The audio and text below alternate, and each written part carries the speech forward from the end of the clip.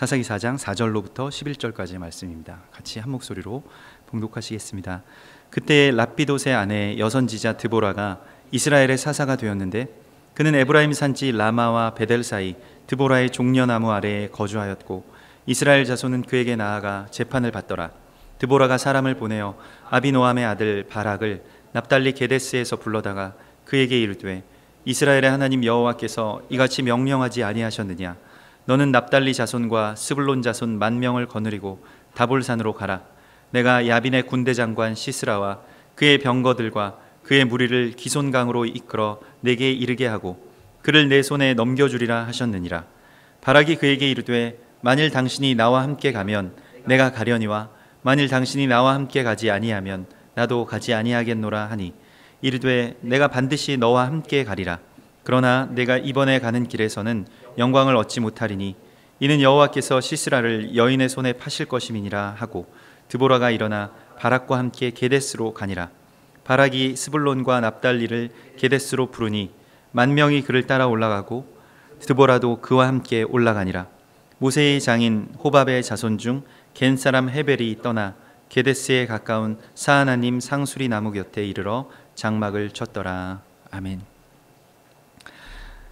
이스라엘의 그 사사들 가운데 가장 또 유명한 사사, 또 여선지자, 또 여자 사사인 이 드보라는 그 에브라임 산지 라마와 베델 사이에 드보라의 종려나무 아래에 앉아 있었다라고 말합니다. 여기서 거주하였다라는 말은 거기서 살았다라고 하는 표현보다는 그 사사들이 그 성문 앞에 앉은 자라는 것을 뜻하는 것으로 거기를 지키고 있었다라는 것을 의미합니다. 근데 이 드보라라고 하는 그 선지자가 그 이제 여자임에도 불구하고 그곳에서 그 사사로 일어설 수 있게 된 그것이 무엇이었는지, 그 힘이 무엇이었는지를 우리가 어제 함께 나눌 때에 그것이 바로 라마라고 하는 그 지명 안에 숨겨져 있는 비밀이 있다는 것을 우리가 알게 되었습니다. 그래서 그 라마라고 하는 곳은 예레미야 31장에 라마에서 슬퍼하며 통곡하는 소리가 들리니 라헬이 그 자식 때문에 애곡하는 것이라. 그가 자식이 없어져서 위로받기를 거절하는도다. 그래서 라마는 통곡하고 슬퍼하는 곳인데 라헬의 슬픔이 있는 곳입니다. 그런데 이 라헬이 자식이 없어졌으므로 그 위로받기를 거절하는도다. 라헬은 우리가 아는 바와 같이 야곱의 아내이고 이스라엘의 이제 국모입니다. 그러니까 그 이스라엘의 어머니라고 할 수 있습니다. 그런데 그 이스라엘이 이 바벨론의 포로로 끌려가거나 아니면 민족이 학대를 당하거나 그래서 민족이 완전히 말살될 그러한 되는 그런 장면 가운데서 항상 이 라헬의 무덤 앞을 지나가게 됩니다. 라헬의 무덤은 이 예루살렘 근처 이 베들레헴의 그 언덕 위에 지어져 있는데요. 그 라헬의 무덤 앞을 끌려가는 그 길에서 라헬이 울고 있는 그 이스라엘의 엄마의 모습이죠. 그 어머니의 기도, 그 어머니의 눈물이 오늘 그 드보라가 종려나무 아래에 앉아 있는 것과 같은 그러한 눈물이었습니다. 그러니까 이것은 그냥 단순한 어떤 뭐 민족을 위한 중보, 우리가 민족이 살아야 되겠으니까 이러한 차원의 중보의 단계가 아니에요. 그냥 무엇을 위해서 그냥 기도하고 그러한 단계가 아니라 엄마의 눈물이 부어진 단계의 중보입니다. 이것은 뭐 다른 것이 아무것도 없어요. 그냥 오직 여기에 자신의 모든 눈물과 애통함이 다 담기는 그 기도의 단계, 그 중보의 단계로 드보라는 나아간 것입니다.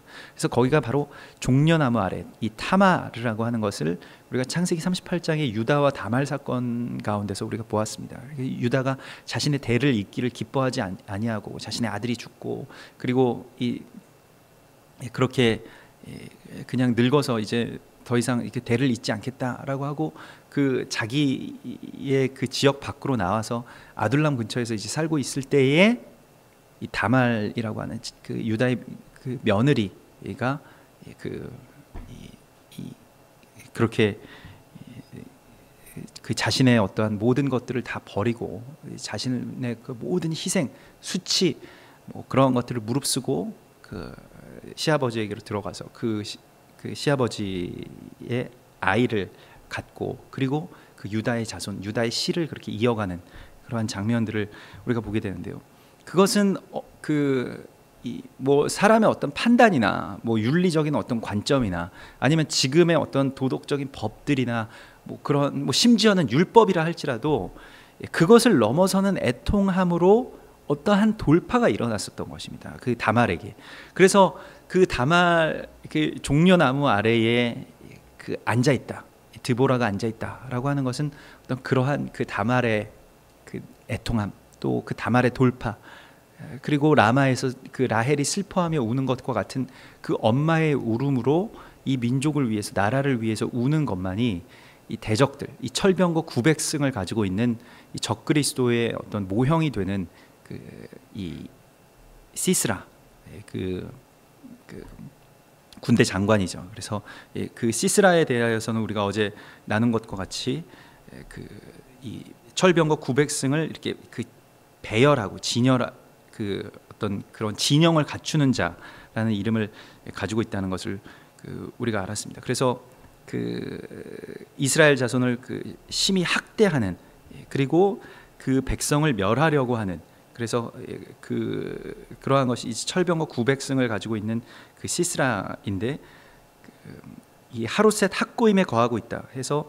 이 이방인 그 어떤 이방의 덩어리, 뭐 연합, 뭐 이러한 것을 말하고, 그리고 음모를 꾸미는 자라는 것을 우리가 알았습니다. 그래서 그 마지막 때에 이 하나님의 나라가 이루어지지 못하게 하기 위한 어떤 대적의 아주 강력한 무장. 그러니까 사실은 이 이스라엘을 치기 위해서 철병거가 900승이 뭐가 필요하겠습니까? 이스라엘 사람들이 지금 우리가 그 사사기 4장 그 이전에 그 사사들이 일어나서 싸우는 것을 보면 삼갈이 소모는 막대기로 블레셋 사람들이랑 싸우고 있는 그런 판에 무슨 철병거 900승이 필요하겠어요?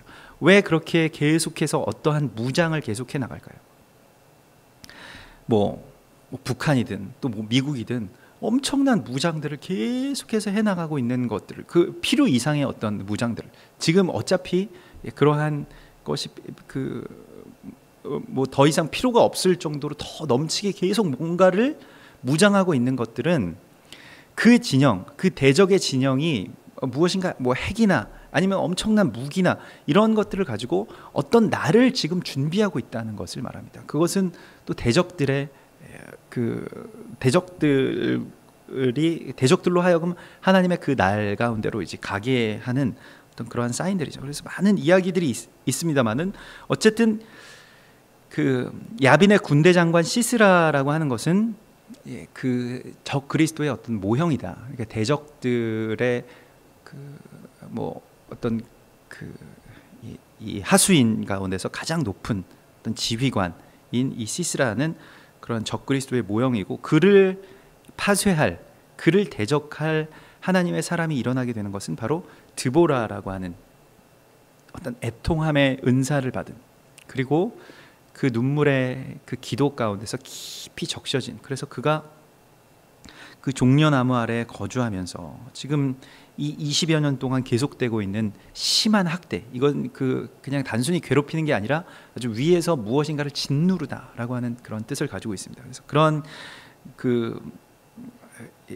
그러한 사람들이 이제 그러한 이 드보라가 재판을 받더라. 그래서 이스라엘 자손은 그에게 나아가 재판을 받더라 이렇게 말하는데, 재판이라고 하는 것은, 이 미슈파팀이라고 하는 것은 하나님의 말씀이 당신의 삶 가운데서 그대로 되리라고 선포하는 자를 말합니다. 그러니까 이 샤파트는 말씀의 선포자를 말하는 것이에요.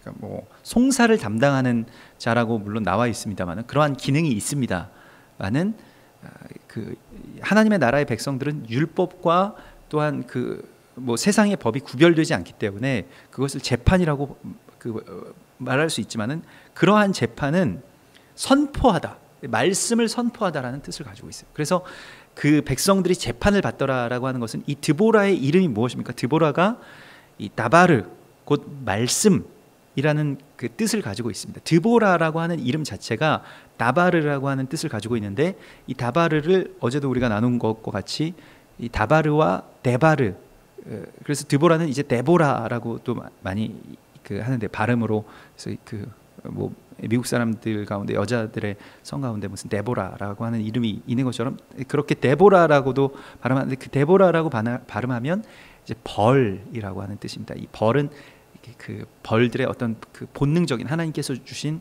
어떤 그 질성, 그 배열, 진열 이런 것에 그 어떤 의미를 가지고 있기 때문에 그러면 나바르라고 하는 것이 무엇이냐? 나바림, 뭐 다바르, 하나님의 말씀이라고 하는 뜻의 그 말씀은 정돈되다라고 하는 뜻을 가지고 있습니다. 정돈하다라고 하는 그러한 뜻을 가지고 있어요. 그래서 주님께서 우리 가운데 어떠한 말씀을 주셨을 때의 그 말씀은 뭔가 이게 정돈된다라고 하는 것이 깨끗하게 소재된다 이런 뜻이 아니라 이 배열에 대한 말씀입니다. 이 얼라인먼트가 그러니까 하나님의 뜻 그 율법이라고 하는 어떤 여러 가지 그런 코드들이 사람이 그것에 완전하게 딱 일치시켜서 순종하지 않으면 그게 틀어지면 하나님의 나라의 그 열쇠가 작동하지 않아요.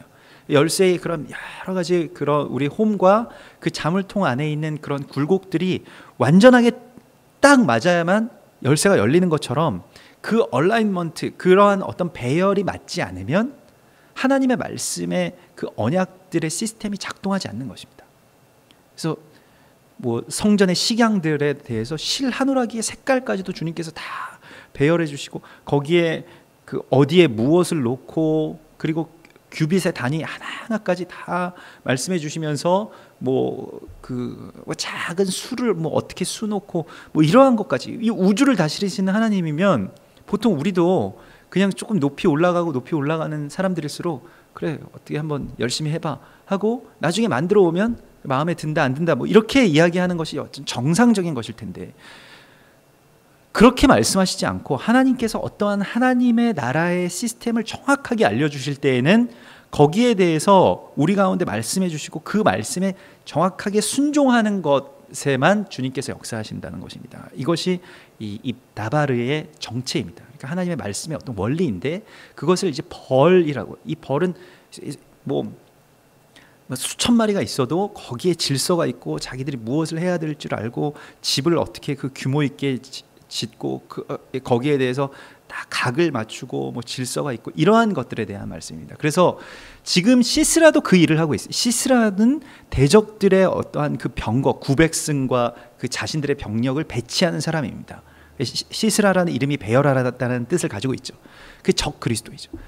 그러나 하나님의 말씀을 맡은 우리들에게도 한 사명이 있는데 그냥 말씀을 그냥 받아들인 것이 아니라 말씀을 주야로 묵상하면서 뭘 하느냐 이 다바르라고 하는 것은 결국 말씀에 대한 완전한 순종 그리고 말씀이 이제 이 배열되는 것을 말합니다. 이렇게 말씀의 자리가 질서가 잡히게 되는 것을 말해요. 그것이 어디에서부터 일어나느냐 그것은 성령의 인도하심으로만 그것이 됩니다. 그러니까 성령의 인도하심이 없는 말씀은 사실은 어떠한 기능도 하지 못해요. 아무리 말씀을 많이 알고 있는 신학자라고 할지라도 성령의 그 기름 부으심과 그 성령의 불이 내려오지 않으면 그게 오히려 하나님의 나라를 망치는 도구들이 되잖아요.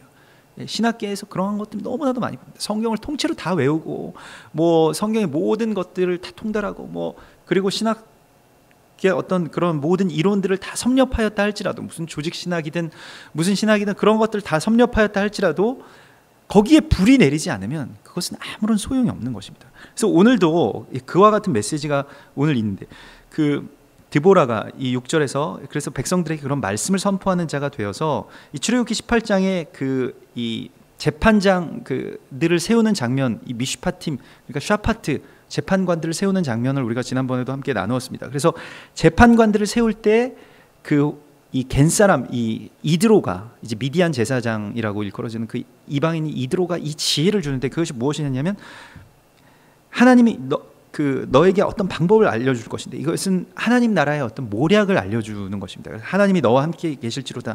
너는 하나님 앞에서 그 백성들을 위하여 그 사건들을 하나님께 가져오며 그들에게 율례와 법도를 가르쳐서 마땅히 갈 길과 할 일을 그들에게 보이고 이게 이제 재판관들의 사명이에요. 율례와 법도를 가르쳐서 마땅히 갈 길을 보이는 것입니다.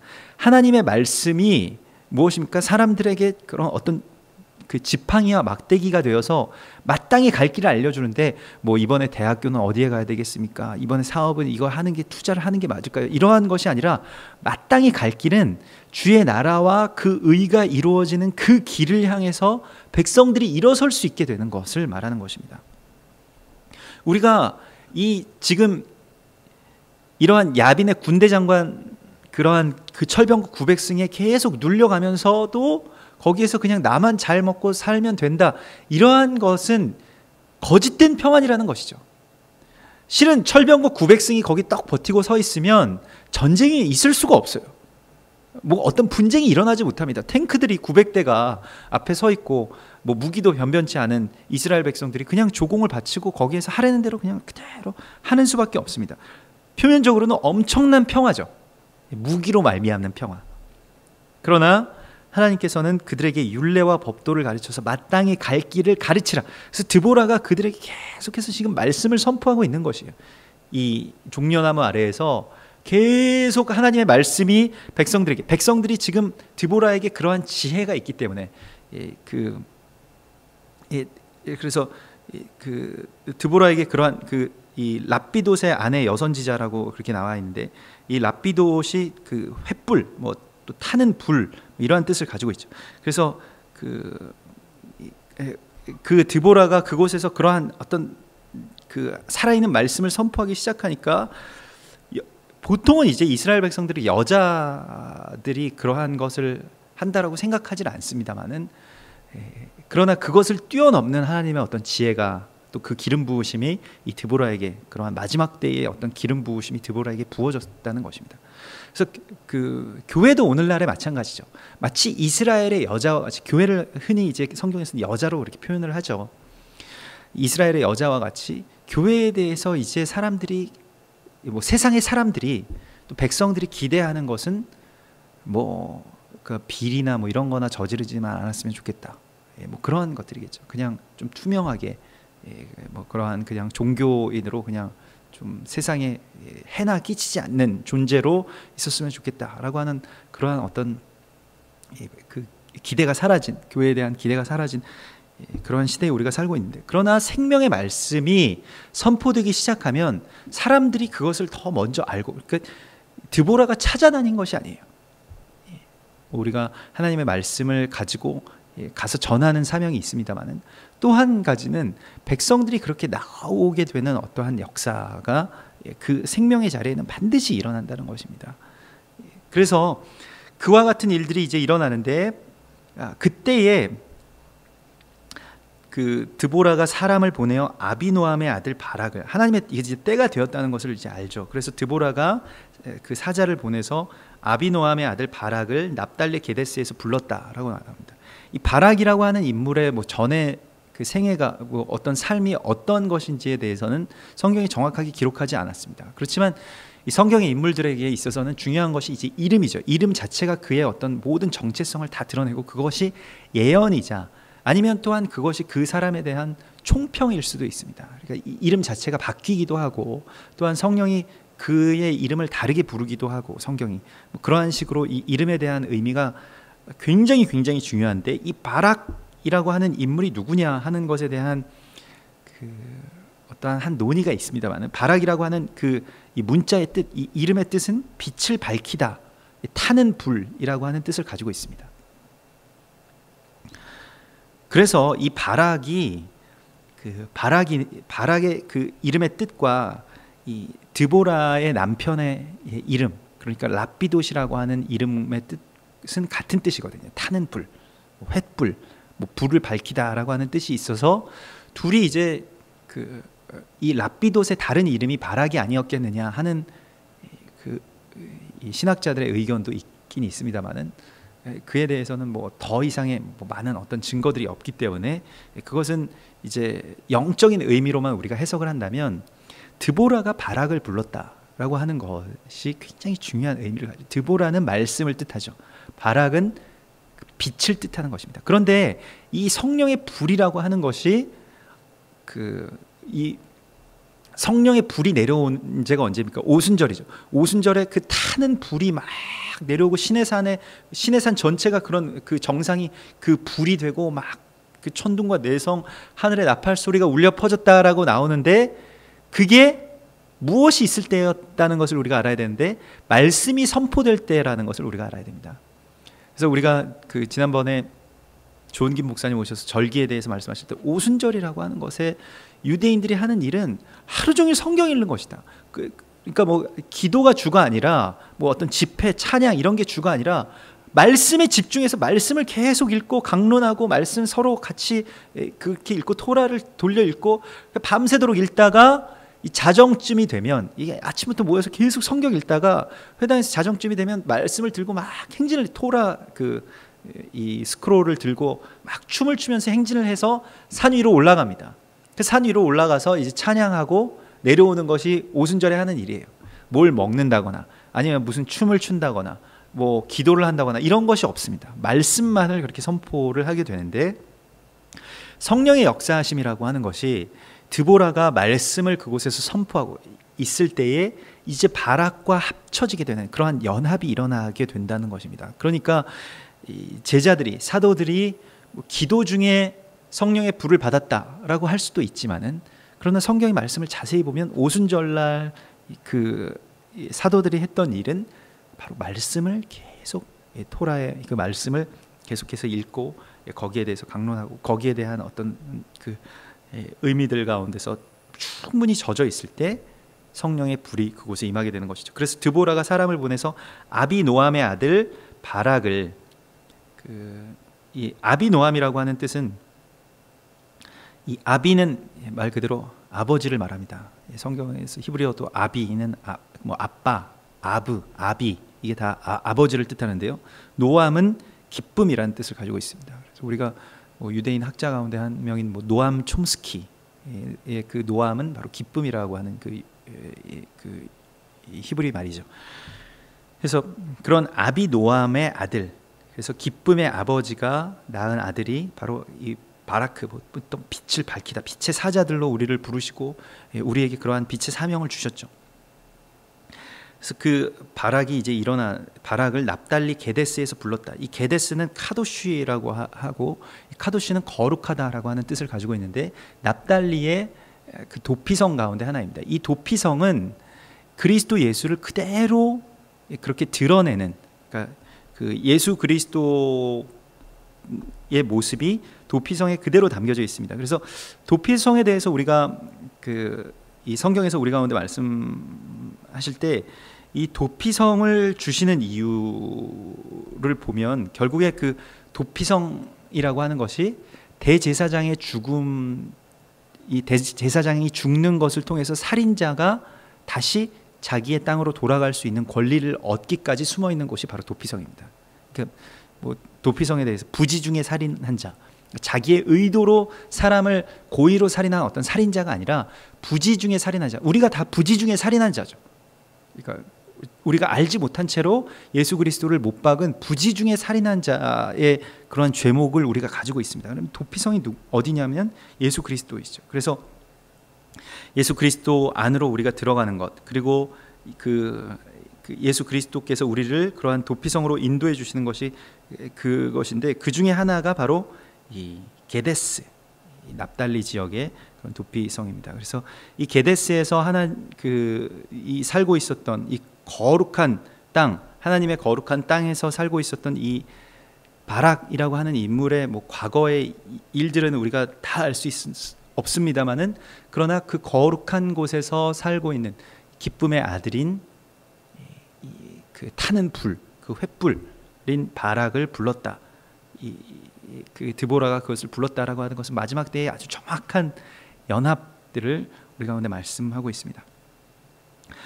그래서 내가 야빈의 군대 장관 시스라와 그의 병거들과, 그래서 그 다볼산으로 가라. 이제 납달리 자손과 스불론 자손 10,000명을 거느리고, 그러니까 무언가 바알에게 무릎 꿇지 아니하는 7,000명처럼 납달리 자손과 스불론 자손, 이게 이제 갈릴리 북편에 있는 이스라엘 지파의 이름인데요. 이 시스라의 병거들은 그 갈릴리 북편에 지금 그곳이 그들의 땅이었습니다. 그래서 그 땅에서 가장 고통당하는 이 지파들이 바로 납달리와 스불론이죠. 예수님께서 사역하셨던 주요 지역이고 그 납달리와 스불론 지역, 이 갈릴리 이 지역, 뭐 베세다나 뭐 가버나움, 뭐 그 베데스, 이러한 지역들이 다 이 납달리 지역 가운데 속해 있는 것이고, 여기는 이방의 끊임없는 어떤 압제, 고통, 이런 것들의 상처를 받고 결국 이방화된 그러한 지역입니다. 그래서 그 다볼산으로 가라 이렇게 말하는데, 다볼산이라고 하는 곳을 이제 집결지로 선택한 이유는 다볼산이 다볼산의 의미, 다볼산이 일단은 그 철병거가 올라오지 못하는 산이고요. 갈릴리 북쪽 지역의 산 가운데서, 그래서 이 철병거가 올라오지 못하는 산 가운데서 여기는 이제 항상 그러한 의미들을 가지고 있는 곳이 있는데, 거기가 이제 파쇄하다라는 뜻을 가지고 있습니다. 그래서 이 파쇄하다라는 뜻은 뭘 파쇄하는 것이냐? 돌을 파쇄하는 것입니다. 그래서 그 온니엘이 그 돌 뜨는 곳에서 와서 메소포타미아 왕 그 구산 리사다임을 쳐서 죽인 뭐 그런 사건을, 그 에웃이 돌 뜨는 곳에서 와서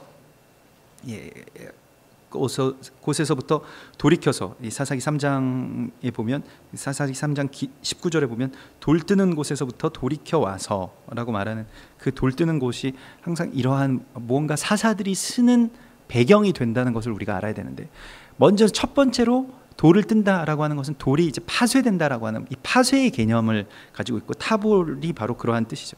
그래서 그 워치맨 리의 모든 저서들의 어떤 중심, 그 중국의 유명한 어떤 중국 교회의 어떤 그 복음의 뿌리가 되는 그런 인물이 워치맨 리인데, 그가 쓴 모든 글들이 자아의 파쇄라는 것이, 자아가 완전하게 깨지는, 그래서 그 자아의 파쇄가 일어나는 그 지점 가운데로 이스라엘 백성들을 이제 불러 모으는 것입니다. 이것이 바로 그 타볼의 의미이고, 또 하나 돌 뜨는 곳이라고 하는 것은 사람들이 그 돌을 떠서 뭘 하는 것이냐면 집을 짓는 것에도 쓰이지만, 보통 여기서 이 채석장이라고 하는 의미는 무엇을 말하냐면, 돌을 떠서 그 돌을 깎아서 우상을 만드는 곳, 그러한 곳이 이제 그러한 의미를 가지고 있습니다. 그래서 거기에서부터 돌이킨다라고 하는 것이에요. 지금 이러한 모든 일들이 무엇 때문에 시작되었느냐? 그러니까 너희가 넘어진 그 자리로 돌아가서, 그 처음 사랑을 잃은 그 자리로 돌아가서 거기에서부터 바로잡아야만 하나님의 길을 그렇게 열어갈 수 있다는 것입니다. 우리가 넘어진 자리가 있죠. 우리가 무엇 때문에 그런데 그것이 회복되지 않으면, 말 그대로 뭐 신사참배가 회복되지 않으면 남북 간의 그러한 하나됨의 역사가, 다시 민족이 회복되는 것이, 교회가 회복되는 것이 회복되지 않는다는 것이에요. 그래서 우리가 거기 바알에게 무릎 꿇었던 것, 그리고 또 우리의 돌을 떠서, 그러니까 대적들에게 연합하려고 했던 그런 모든 시도들이 다시 회복되는 그 지점 가운데로 나아가라는 것입니다. 거기에서부터 다시 시작하자. 그래서 거기가 바로 다볼이고요. 그 다볼산은 전승에 의하면 예수님께서 제자들을 이 요한과 야고보와 베드로를 데리고 올라가셔서 변형되신 그 변화산이 다볼산이라고 많이 믿고 있습니다. 왜냐하면 그 갈릴리 지역의 가장 그런 높은 산이고 그런 영적인 산이기 때문에, 뭐 헐몬산이다, 다볼산이다, 이런 그 이견들이 있습니다만은, 그 다볼산이라는 의견도 굉장히 많이 있습니다. 거기서 엘리야를 만나고, 실제로 다볼산에 올라가서 쭉 내려다보면 어디가 보이냐면, 여기서 말하는 기손강, 곧 무깃도 평야가 보입니다. 아마겟돈이 보입니다. 그리고 그 다볼산 건너편으로는 나사렛, 또 예수님께서 사역하신 갈릴리, 이것이 쭉 다 보이는 그러한 그 높은 산이죠. 그곳으로 이스라엘 백성들을 모아서, 이스라엘 백성들 10,000명이 그곳에 이제 결집하고 모인다라고 하는 것은 어떠한 때가 됐다는 것을 말해요. 그래서 우리가 다시 이 드보라의 그 기도를 우리가 보면, 드보라가 정말로 이게 부르짖는 기도, 하나님께 온전하게 부르짖는 기도에는 어떠한 응답이 있느냐면 백성들이 모이게 된다는 것입니다. 이 눈물의 기도, 그러니까 그 하나님께 부르짖는다, 사사들이 부르짖는다라고 했을 때 이 부르짖는다라고 하는 것은 고통의 신음소리가 아니라 백성들을 회집하는 나팔소리가 된다는 것입니다. 그게 깊이 모든 백성들에게 다 스며들었을 때, 백성들이 어떤 자신이 정말 삶이 궁핍하고 어렵고, 그리고 그 핍박 가운데서 정말 억울한 많은 일들, 뭐 자신이 그냥 말 그대로 뭐 오늘날에도 어떤 그런 그 뭐 독재 국가에서 일어나는 일들은 뭐 사업을 그렇게 다 일으켜서 막 아주 그 좋은 사업들을 하고 있는데, 뭐 힘 있는 자가, 뭐 독재자가 와서 그것을 그냥 빼앗아 가고 이것을 우리 것으로 그냥 하겠다. 근데 뭐 그러한 과정 가운데서 그런 한들이 많이 쌓인 어떤 20년 동안의 세월 가운데서 이 드보라의 말씀이 어떤 생명의 그런 눈물로 이들에게 위로가 되었던 것이죠. 그런데 그 위로가 그냥 위로가 아니라 백성들이 그냥 뭐 그래서 뭐 다 잘 될 거야 이런 허황된 위로가 아니라 그들을 일으키게 하는 어떤 힘이 되었다는 것입니다. 이것이 바로 이 눈물의 기도의 응답이었고, 납달리와 그러한 스불론 자손들이 일어나고 또한 이 바락이 일어나게 되는 그러한 그 역사의 시작이 되는 것입니다. 그래서 7절에 내가 야빈의 군대 장관 시스라와 그의 병거들과 그의 무리를 기손강으로 이끌어 내게 이르게 하고, 근데 병거 900승을 지금 한낱 그 종려나무 아래에 앉아 있는 어떤 한 여인이 그걸 이끌어서 기손강으로 이끌게 한다라고 말합니다. 그리고 그를 내 손에 넘겨주느니라. 이게 이제 하나님의 약속이라고 주님께서 말씀하셨다는 것입니다. 그래서 하나님의 음성을 그대로 그냥 전하는 것이에요. 생각을 해보면 말도 안 되는 이야기인데 그 병거 900승을 옮겨서 이 기손강에 이끌고, 그곳에서 이 기손강은 이제 무기또 골짜기에 흐르는 강이죠. 계시록 16장의 이 아마겟돈 전쟁을 예표하는 것이 바로 이 마지막 이 지금 드보라의 전쟁입니다. 그래서 드보라의 노래, 그러니까 드보라가 승리한 이후에 이제 노래를 지어서 선포할 때에 사사기서 그 5장 19절에 보면 왕들이 와서 싸울 때에 가나안 왕들이 무기또 물가 다안악에서 싸웠으나 은을 탈취하지 못하였도다. 별들이 하늘에서부터 싸우되, 이것이 이제 영적으로 별이라고 하는 것이 이제 그 우상 신들의 어떤 그 이름들이죠. 별 숭배가 다 거기에 있는 것인데 모든 것들이 다 별 숭배에 있습니다. 뭐 태양신을 숭배한다든지 금성을 숭배한다든지 하는 것들이 다 거기에 있습니다. 그래서 그 대적들의 어떤 결탁들을 보면 그런 별 숭배와 다 연결되죠. 결국에는 다 연결됩니다. 우리나라의 뭐 아주 큰 대기업들도 이 묘성 숭배 사상과 깊은 관계들을 가지고 있는 것을 우리가 알게 됩니다. 이게 다 어떤 한 재단에서부터 뭐 금성, 삼성, 효성 그 총수들이 나왔죠. 그게 그 경상도의 어떤 한 그 산인데 제가 그 산 이름은 정확하게 모르겠습니다만은 거기 그 별을 숭배하는 재단이 있는 곳이, 거기에서 전기가 내려와서 그 뭐 멀리 떨어진 마을도 아닙니다. 그 마을에서 다 그 그룹의 창업자들이 나오게 되는데요. 이름을 다 금성, 뭐 삼성, 효성 뭐 이렇게 지으면서 그 별을 숭배하는 그러한 것에서 나왔다라고 하는 그런 배경들을 우리가 알게 되죠. 괜히 그런 것들이 나오는 것이 아닙니다. 그리고 어떤 일반적인 것에서 더 넘어서는 무엇인가가 있을 때는 항상 대적들의 움직임들이 다 감지가 되죠. 결국 별들이 하늘에서부터 싸우는데, 이러한 어떤 영적인 전쟁 가운데서 그들이 다니는 길에서 시스라와 싸웠도다. 그래서 시스라가 그런 별들의 싸움의 어떤 대표자가 되고, 또한 하나님의 백성들이 또 결집돼서 일어나게 되고, 이러한 마지막 때의 싸움. 그래서 기손강은 그 무리를 표로시켰으니 이 기손강은 옛 강이라 내 영혼아 내가 힘 있는 자를 밟았다. 그러니까 기손강이 그 무리를 삼키는 역할을 했다는 것이에요. 이 철병거를 그냥 다른 마른 땅에서 철병거와 대적해서 싸웠으면 분명히 졌을 것입니다. 그런데 기손강은 강이 흐르는 곳이기 때문에 병거가 빠지게 되면 이제 지는 것이죠.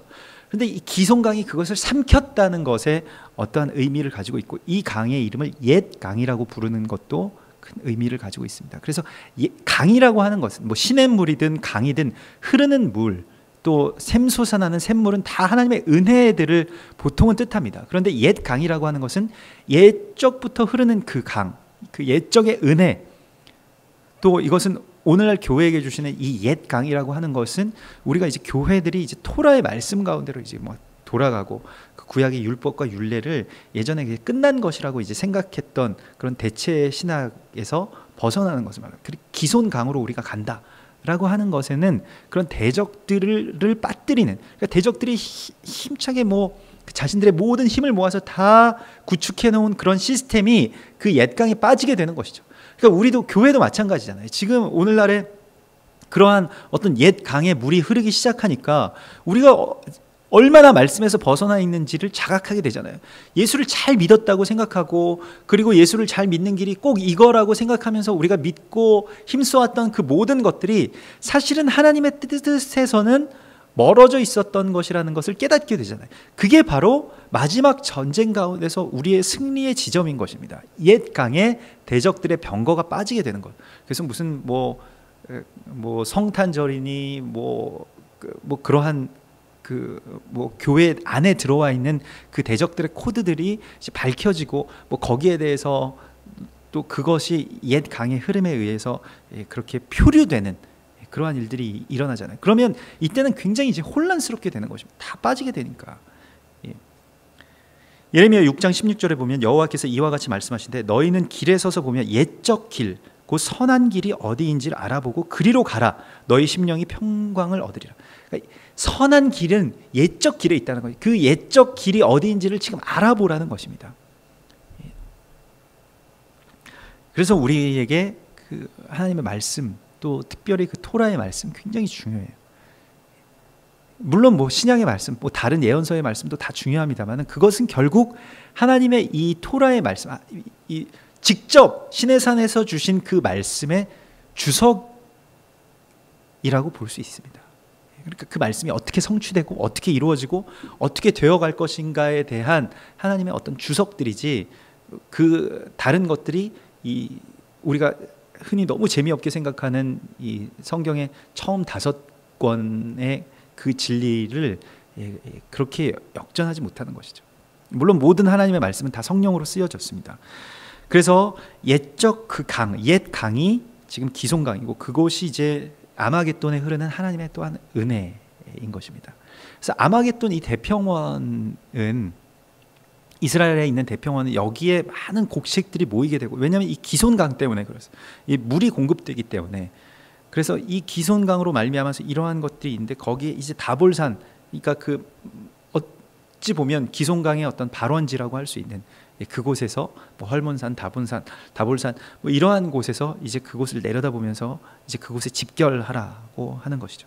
거기에서 그를 내 손에 넘겨주리라 주님께서 말씀하셨을 때에, 바락이 그에게 이르되, 바락이 그 사자에게 이릅니다. 만일 당신이 나와 함께 가면 내가 가겠습니다. 여러분, 이 고민과 고통이라고 하는 것은 이제 자신의 어떤 삶, 가족이 있다면 모든 가족, 그리고 이 1만 명의 어떤 목숨, 이 모든 것이 지금 어찌 보면 하나님의 그 말씀 하나에 지금 의지해서 나아가는 것이고, 그걸 다 걸겠다는 것을 말하는 것입니다.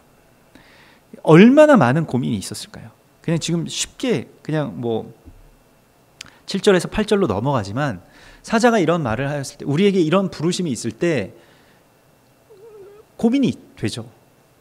그리고 거기에 대한 어떤 답을 주님께 구하는데, 주님의 이 답은 무엇이냐면, 결국에는 우리가 1만 명이 됐든 2만 명이 됐든 3만 명이 됐든 철병과 구백성을 이길 수 없다라고 하는 결론과 계산이 나옵니다. 그러면 그들을 대적해서 이길 수 있는 길은 무엇이냐? 드보라가 같이 가는 것입니다. 말씀.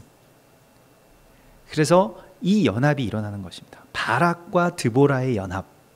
항상 이 사사기서에서의 승리의 코드 안에는 반드시 연합이라고 하는 코드가 들어가 있습니다. 그러니까 대적들과의 전쟁에서 연합이 없이 승리한 경우는 없습니다. 모든 전쟁에는 다 연합이 있어요. 바락과 드보라의 연합은 또한 그 바락, 타는 불과 말씀이 합쳐지는 연합입니다. 이게 따로 떨어져 있으면 대적들을 물리칠 수가 없어요. 그러니까 우리가 막 성령의 불을 받고 하루 종일 뛰고 하루 종일 찬양을 하고 24시간 예배를 드리고 해도, 하나님의 진리의 말씀이 우리 가운데서 완전하게 정렬되지 않으면 그 대적들을 치는 열쇠, 무기는 되지 못합니다. 말 그대로 문화적인 어떤 길들로 가게 되는 것이죠. 뭐 감정이 터치가 되고 또 뭐 악기를 연주하고 예배 가운데 뭐 깊은 임재 가운데로 들어갈 수 있을지는 모르겠습니다만은, 그러나 그 말씀과의 그 연합이 일어나지 않으면 그게 이제 정말로 불이 뭐 기도원과 같이 그런 불이 타는 그런 횃불과 그런 말씀이 만나 그 심지가 만나게 되지 않으면 대적들은 칠 수가 없는 거죠. 당신이 함께 가면 나도 가겠습니다. 그러니까 우리가 이것을 우리가 붙들어야 돼요. 그러니까 말씀이 우리와 동행하실 수 있도록, 그리고 예수님께서 말씀하신 대로 내가 세상 끝날까지 너희와 항상 함께 있을 것이다 라고 하는 그 말씀을 우리가 붙들어야 되는데, 언제 우리와 함께 하시느냐? 적그리스도와 싸우기 위해서 나가는 하나님의 지혜는 곧 이 말씀과 성령의 불, 그것이 합쳐진 곧 영과 진리의 예배. 이 예배 자체도 뭐 하나님께서 뭐 어떻게 예배를 드리라고 말씀하셨는데, 예수님께서 말씀하신 것과 같이 영과 진리가 만나는 예배.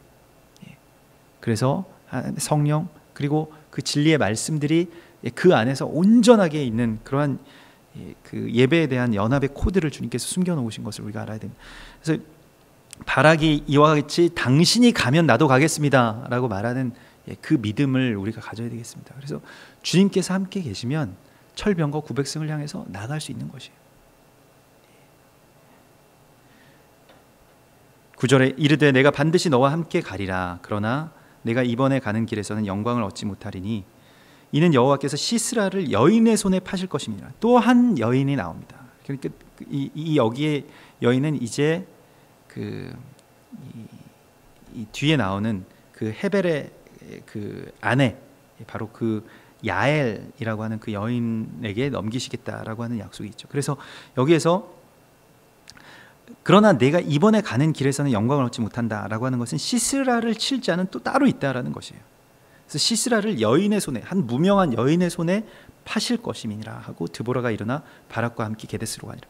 그래서 그 여인에 대한 말씀이 무엇이냐면, 바락이 스불론과 납달리와 게데스로 부르니 만 명이 그를 따라 올라가고 드보라도 그와 함께 올라가니라. 이와 같은 연합이 이루어졌는데, 연합의 마지막, 말하자면 연합의 마지막 한 퍼즐, 한 조각이 어디에 있습니까? 이방인에게 있습니다. 이 11절에 보면 모세의 장인 호밥의 자손 중 겐사람 헤벨이 떠나, 모세의 장인 호밥의 자손, 그러니까 그 모세의 장인은 이드로죠. 이드로의 아들 가운데 모세의 처남이 이제 호밥입니다. 그래서 그 호밥이 겐사람인데요. 여기서 이제 겐사람이라고 이렇게 번역이 되어 있는데, 겐사람 헤벨이 떠나 게데스에 가까운 사하나님 상수리 나무 곁에 이르러 장막을 쳤더라. 그러니까 이 겐사람, 이 호밥은 민수기서 10장에 보면 모세가 모세의 장인 미디안 사람 르우엘의 아들 호밥에게 이르되 여호와께서 주마하신 곳으로 우리가 행진하나니 우리와 동행하자. 그리하면 선대하리라. 그러니까 이 연합을 요청하는데요. 여호와께서 이스라엘에게 복을 내리리라 하셨느니라. 이스라엘에게 내리는 그 복의 마지막 퍼즐은 이 호밥과의 연합에 있다는 것입니다. 그래서 모세가 이르되 청하건대 우리를 떠나지 마소서. 당신은 우리가 광야에서 어떻게 진칠지를 아나니 우리의 눈이 되리이다. 그러니까 그 시대와 시세를 정확하게 먼저 그것을 깨닫고 거기에 대한 눈이 되어서 이스라엘 백성들이 이리로 올 것이다, 또 이리로 가야 한다라고 하는 광야에서 그런 눈이 될 뿐만이 아니라 지금 계속 이스라엘의 눈으로서 이 호밥의 자손 중 겐사람 헤벨이 떠나서 거기에 장막을 치고 있는 것이 먼저. 그러니까 이 마지막 때의 전쟁을 하나님께서는 뭐 드보라에게만 알려주신 것이 아니라, 바락에게만 알려주신 것이 아니라, 또 그 1만 명에게만 알려주신 것이 아니라 겐사람 호밥에게 먼저 알려주신 것이죠. 그러니까 이방인들에게 이 문들이 먼저 열리는 것입니다. 그러니까 이스라엘이 회복된다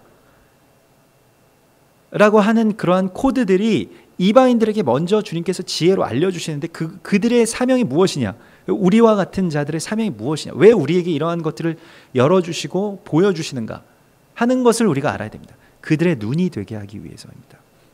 그래서 민수기서 10장 32절에 보면 우리와 동행하면 여호와께서 우리에게 복을 내리시는 대로 우리도 당신에게 행하리이다 라고 하여서 그 동행, 그 연합이 굉장히 중요하다는 것을, 이것을 통해서 이 하나님의 나라가 회복된다라고 하는 것을 모세는 하나님의 사람이기 때문에 그걸 간파하고 그에게 먼저 청하였죠. 그래서 호밥은 항상 유대인들과 함께 거하면서 이 그 사사기 1장 16절에 보면 이 호밥의 이야기가 또 말하자면 사사기의 어떤 보이지 않는 한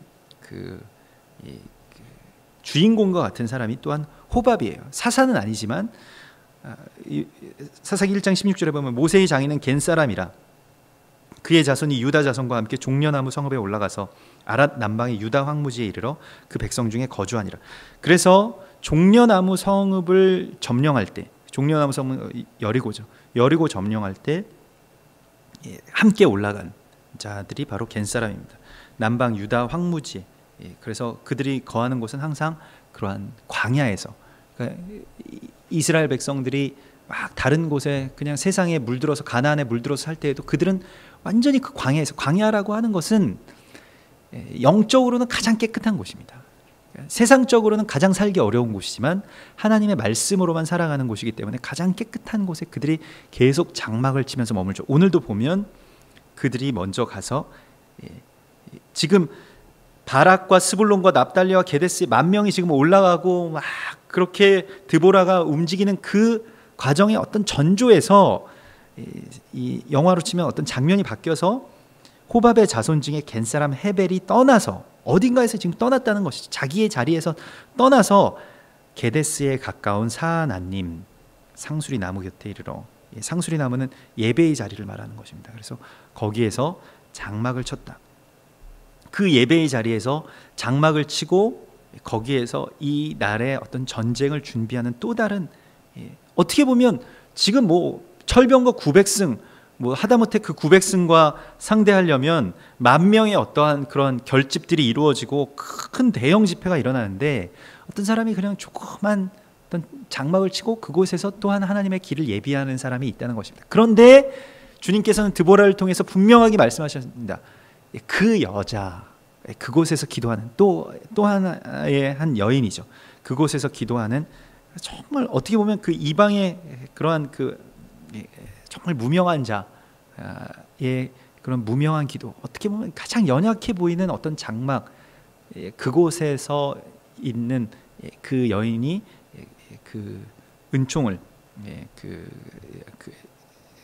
하게 될 것이다. 그렇게 말씀하고 있는 것이죠. 그래서 주님께서는 오늘 우리 가운데 말씀하시는데요, 마지막 때의 이 전쟁의 비밀들은 결국 우리가 눈물의 기도, 애통의 기도로 주님께 나아갈 때 주님께서 주시는 말씀, 그리고 그 말씀에 성령의 그 불이 임하시는 그러한 거룩한 예배 안에서, 그러한 연합 안에서 주께 나아가게 되고 그 대적들을 대적할 하나님의 아주 강력한 연합이 일어나게 되는데, 그것은 어떤 큰 대형의 연합일 수도 있습니다. 큰 집회, 엄청난 기름 부으심과 은혜가 있는 집회일 수도 있습니다만은, 그러나 광야에서 주님의 때를 아주 고요하게 또 외롭게 기다리는 이 야엘의 장막, 이 헤벨의 이방인 헤벨의 그러한 그 장막 안에서도 이러한 일들이 일어나고 있음을 주님께서 우리 가운데 보여주십니다.